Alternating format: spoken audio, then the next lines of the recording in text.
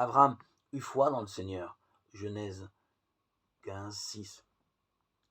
Si l'on veut bien ne pas faire dire à la Bible ce qu'elle ne dit pas, Abraham ne savait rien de Dieu lorsqu'il a quitté Our en Chaldée. Il est parti comme tout nomade, en transhumance tout simplement.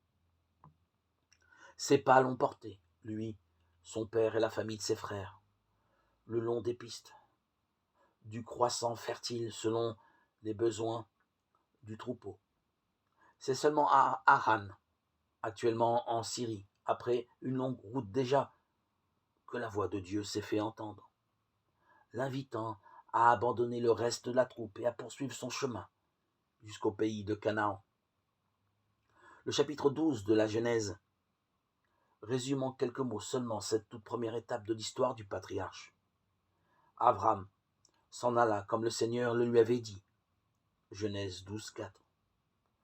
Au nom de quoi a-t-il fait ce grand saut dans l'inconnu? Il a fait confiance à la voix, tout simplement. Il découvrait que les plus beaux rêves des hommes rejoignent le projet de Dieu. À plusieurs reprises par la suite, Abraham a entendu cette voix qui l'encourageait en répétant les belles promesses, et Abraham a continué à faire confiance, espérant contre toute espérance, dira plus tard la lettre aux Romains.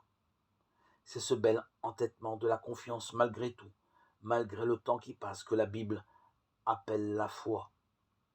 Abraham eut foi dans le Seigneur, et le Seigneur estima qu'il était juste.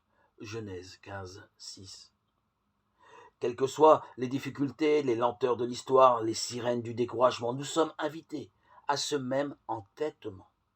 C'est la seule manière de nous ajuster au projet de Dieu.